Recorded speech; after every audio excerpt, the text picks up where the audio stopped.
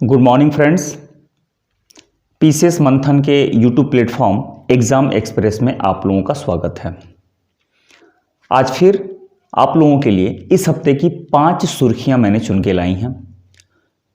वो देखा जाएगा कि 5 सुर्खियां कौन सी हैं और फिर उसके बाद उस पर विस्तार से चर्चा किया जाएगा और फिर आखिर में आप लोगों के लिए मैं एक प्रश्न दूंगा जिसका जवाब आपको कमेंट बॉक्स में देना होगा।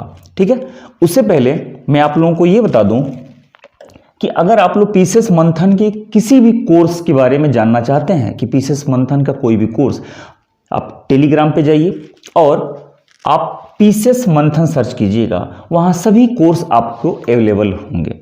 ठीक है, इस वक्त आपको PCS pre, PCS mains, RO के सभी कोर्स वहां पर अवेलेबल हैं। आप जाइए और अपनी जिंदगी बनाइए। ठीक है, हिंदी के साथ साथ जीएस सब कुछ आपको वहां पे शानदार मिलेगा। हाँ, एडमिशन से संबंधित अगर कोई प्रॉब्लम आपको आ रही हो तो आप पीएम इंक्वायरी सर्च कीजिएगा और पीएम इंक्वायरी पे आप टेलीग्राम पे मैसेज कीजिएगा, आपकी सारी प्रॉब्लम वहां पर सॉल्व हो जाएगी। ठीक है, तो आइए चलते हैं आज की सुर्खियां। मैंने क्या क्या चुन के सुर्खियां आप लोगों के लिए लाई हैं। देखिए, 5 सुर्खियां हैं। किसे प्रसिद्ध एल्यूमिनियम कंपनी नाल्को का अध्यक्ष एवं सीएमडी नियुक्त किया गया है। दूसरी सुर्खी है, किसे भारत का नया वित्त सचिव बनाया गया है। और तीसरी सुर्खी, जेड मोड़ सुरंग चर्चा में क्यों है। चौथी सुर्खी आज की होगी, विश्व हिंदी दिवस कब मनाया गया है। और आखिरी सुर्खी आज की होगी, किस देश ने हिंदी भाषा का सर्टिफिकेट कोर्स का शुभारंभ किया है, यानी कि लॉन्च किया है। इस 5 सुर्खियों को विस्तार से देखा जाएगा और इससे जुड़े हुए एक एक प्रश्न पे चर्चा किया जाएगा। ठीक है, तो सबसे पहले देखा जाए कि वृजेंद्र प्रताप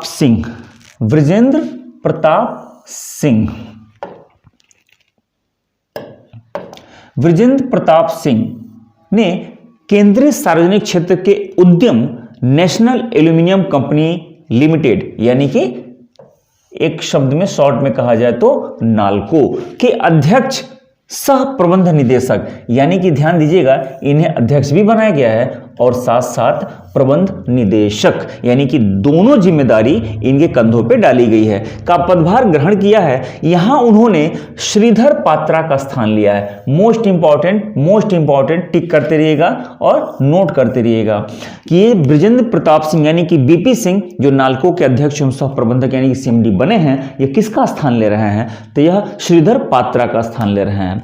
नाल्को में शामिल होने से पहले ये महोदय स्टील अथॉरिटी ऑफ इंडिया यानी कि सेल के वर्णपुर और दुर्गापुर स्टील प्लांट के प्रभारी निदेशक थे, यानी कि यह नाल्को के सीएमडी बनने से पहले यह सेल के बर्नपुर और दुर्गापुर स्टील प्लांट के प्रभारी निदेशक थे। ठीक है, अब देखा जाए कि नाल्को क्या है। थोड़ा सा नाल्को के बारे में देखा जाए कि नाल्को आखिर है क्या। तो नाल्को जो है नेशनल एल्यूमिनियम कंपनी लिमिटेड, इसका पूरा नाम हो नेशनल एल्यूमिनियम कंपनी लिमिटेड, की स्थापना 1981 में हुई थी।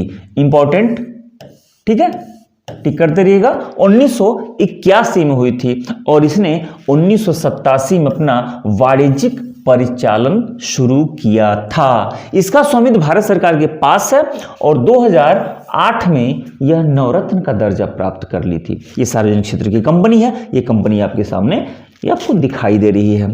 ठीक है, फिर उसके बाद से देखा जाए कि नाल्को जो है दामनजोड़ी और कोरापुट, ये दोनों जगह कहां पे है, उड़ीसा में है। उड़ीसा में 2 जगह का नाम मैंने लिया है, दामनजोड़ी और कोरापुट में एक एल्यूमिना रिफाइनरी कंपनी है तथा अंगुल भी कहां है, उड़ीसा में है, में एक एल्यूमिनियम स्मेल्टर और कैपिटल पावर प्लांट है।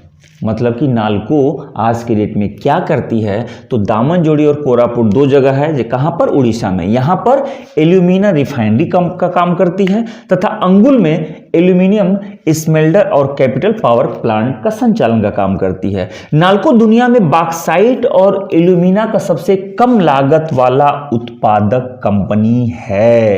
इसे आप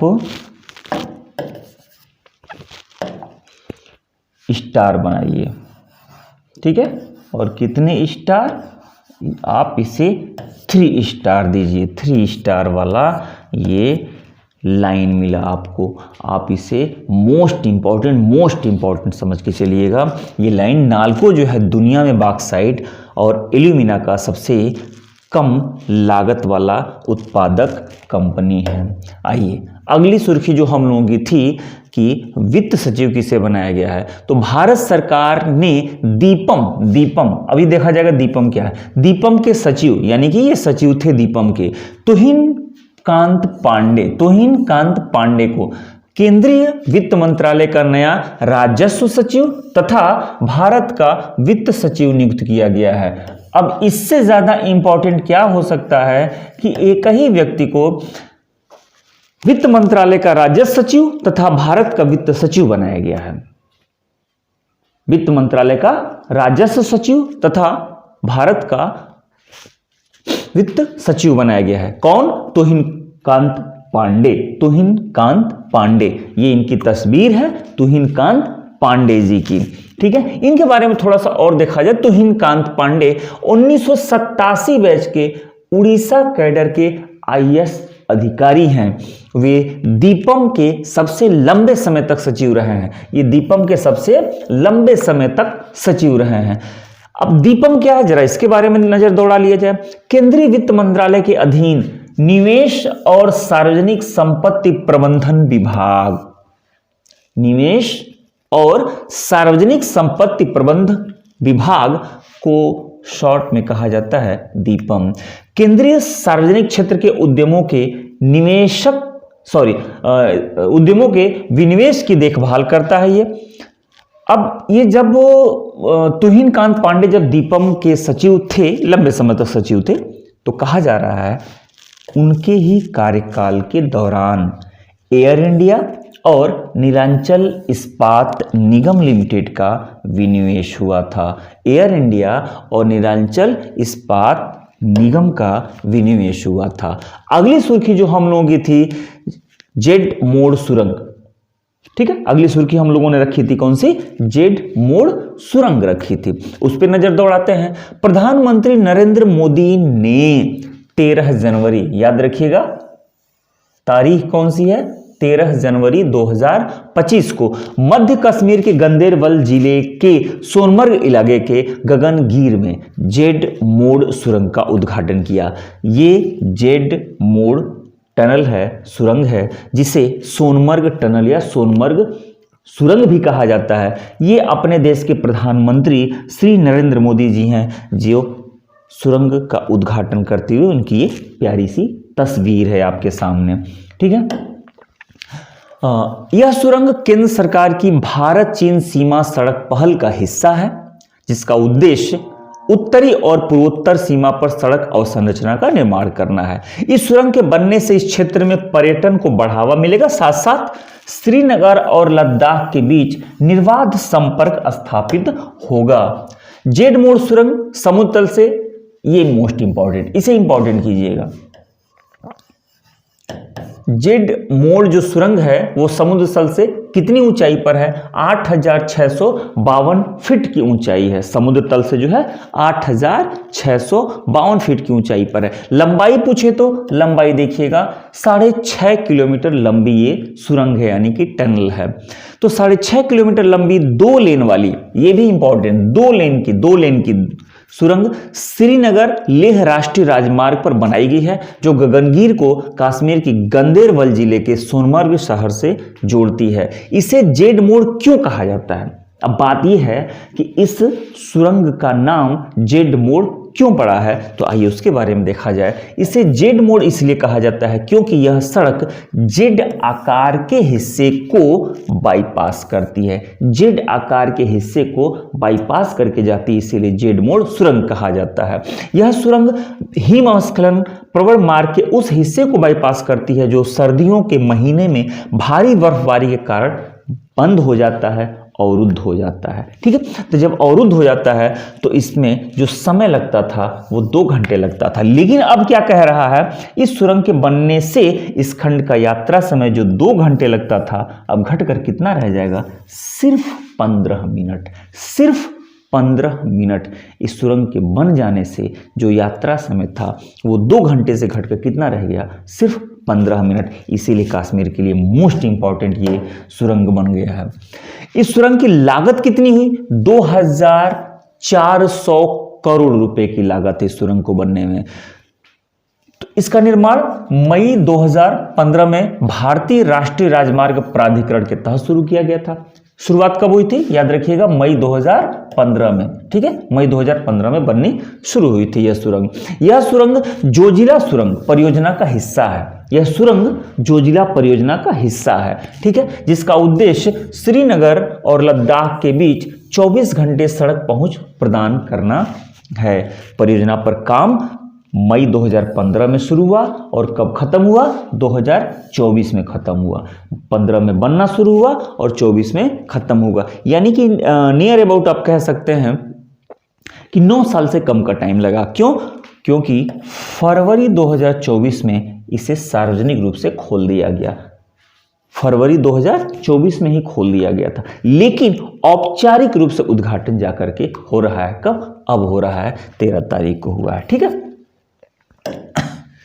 अगला 10 जनवरी को विश्व हिंदी दिवस मनाया गया है। अभी 10 जनवरी को विश्व हिंदी दिवस मनाया गया है। ठीक है, इसके बारे में थोड़ा सा देख लीजिए, 2-4 लाइन की बात है। यह तिथि 1949 में संयुक्त राष्ट्र महासभा में पहली बार हिंदी बोला गया था।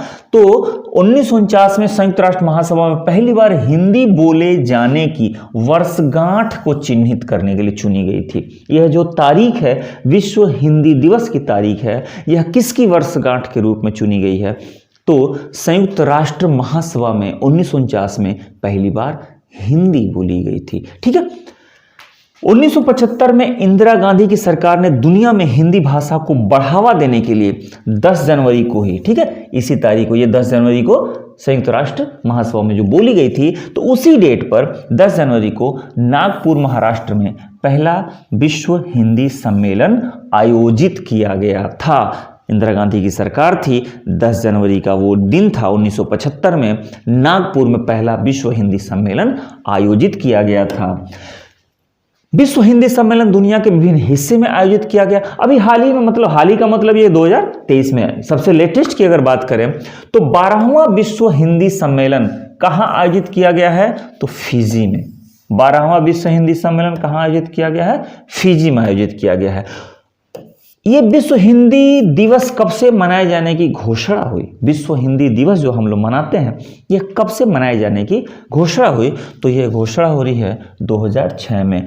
पूर्व प्रधानमंत्री मनमोहन सिंह, अभी जिनका देहांत हो गया है, स्वर्गवासी हो गए, तो पूर्व प्रधानमंत्री स्वर्गीय मनमोहन सिंह ने 2006 में विश्व हिंदी दिवस मनाए जाने की घोषणा की थी। यानी कि 2006 से लगातार विश्व हिंदी दिवस मनाया जा रहा है। कब, तो 10 जनवरी को। ठीक है, अब जरा अगली सुर्खी पे नजर डालते हैं, जिसको विस्तार से देखना है हमें।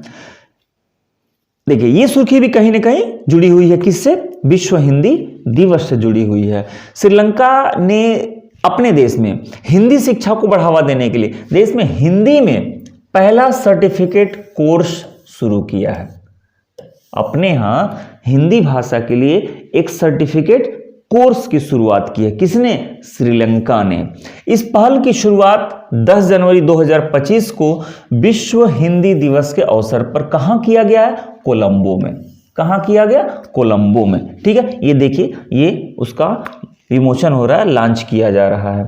ठीक, इस सर्टिफिकेट कोर्स का शुभारंभ विश्व हिंदी दिवस के अवसर पर 10 जनवरी 2025 को कोलंबो में आयोजित भारत श्रीलंका हिंदी सम्मेलन, कहां आयोजित किया गया था, कोलंबो में। क्या, भारत श्रीलंका हिंदी सम्मेलन का आयोजन किया गया है। उसी सम्मेलन में इसकी घोषणा की गई। श्रीलंका में हिंदी पाठ्यक्रम का शुभारंभ विदेश मंत्रालय के द्वारा दुनिया भर में हिंदी भाषा को बढ़ावा देने का एक प्रयास का हिस्सा है। ठीक है, ये देखिएगा, हिंदी में सर्टिफिकेट कोर्स श्रीलंका मुक्त विश्वविद्यालय द्वारा स्वामी विवेकानंद सांस्कृतिक केंद्र, जो कि कोलंबो में है। ठीक है, याद रखिएगा, स्वामी विवेकानंद सांस्कृतिक केंद्र, जो कि कोलंबो में, श्रीलंका में भारतीय उच्चायोग की सांस्कृतिक एक शाखा है। अब आपसे यहां से भी एक क्वेश्चन बन गया कि स्वामी विवेकानंद सांस्कृतिक केंद्र किस देश में भारतीय उच्चायोग की एक सांस्कृतिक शाखा है, तो आप कह दीजिएगा श्रीलंका में है। उसके सहयोग से ये शुरू किया गया है। इस कोर्स का शुभारंभ श्रीलंका में भारत के उच्चायुक्त संतोष झा, श्रीलंका में भारत के जो उच्चायुक्त हैं कौन है, संतोष झा, और श्रीलंका की शिक्षा एवं उच्च शिक्षा उपमंत्री डॉक्टर मधुरा सेनेविरत्ने ने किया है। इस कोर्स का शुभारंभ दो लोगों ने संयुक्त रूप से किया। कौन कौन, श्रीलंका में जो भारत के उच्चायुक्त हैं संतोष झा, और श्रीलंका में जो शिक्षा मंत्री हैं डॉक्टर मधुरा सेनेविरत्ने, दोनों लोगों ने संयुक्त रूप से इस कोर्स को लॉन्च किया है, इस कोर्स का शुभारंभ किया है। ठीक है, ये हम लोगों की सुर्खियां रही। 5 मैंने आप लोगों के लिए सुर्खियां चुन के लाई थी, जिसके बारे में विस्तार से मैंने बताया भी, एक एक लाइन बताया। थोड़ी स्पीड ज़्यादा होती है क्योंकि मैं नहीं चाहता हूँ कि आप लोगों का टाइम कहीं से भी बर्बाद हो, बेवजह आपसे मैं बहसबाजी करूँ, आपसे मैं कहूँ कि आप मेरे वीडियो को सब्सक्राइब कीजिए, लाइक कीजिए, शेयर कीजिए। ये सब आप कर देंगे अगर आपको सब कुछ अच्छा लगेगा तो इसीलिए मैं टाइम नहीं बर्बाद करना चाहता हूँ। आज आप लोगों के लिए जो प्रश्न मैं लेके आया हूँ, जिसका आंसर आप लोगों को कमेंट बॉक्स में देना होगा। क्वेश्चन क्या है कि वृजेंद्र प्रताप सिंह को हिंडाल्को का नया सीएमडी नियुक्त किया गया है। दूसरा, नाल्को की स्थापना 1981 में हुई थी। नाल्को लौह अयस्क उत्पादन की सबसे बड़ी कंपनी है। ये 3 लाइन है, 3 कथन है, आपको बताना है कि इसमें से कौन सा या कौन से कथन सत्य हैं। सत्य बताना है, याद रखिएगा, सत्य बताना है। और 4 ऑप्शन आपके सामने हैं। केवल 1 कथन सत्य है, केवल 2 कथन सत्य है, केवल 3 कथन सत्य है। ठीक, कोई कथन सत्य नहीं है। ठीक, कोई कथन सत्य नहीं है। ठीक है, यानी कि आपको बताना है कि 3 कथनों में से कितने कथन सत्य हैं, कितने कथन सत्य हैं। इन तीनों में से कोई 1 सत्य है, इन तीनों में से कोई 2 सत्य है, इन तीनों में से तीनों सत्य हैं, या इनमें से कोई भी सत्य नहीं है। ठीक है, तो ये आप लोगों के लिए मेरे तरफ से एक कोशिश थी। ठीक है, उम्मीद करता हूँ कि आप लोगों को आज का वीडियो अच्छा लगा होगा। मिलते हैं फिर इसी तरह से कुछ सुर्खियों पे और उससे जुड़े हुए प्रश्नों पर। तब तक आप अपना ख्याल रखिए। मिलते हैं फिर कल। तब तक धन्यवाद।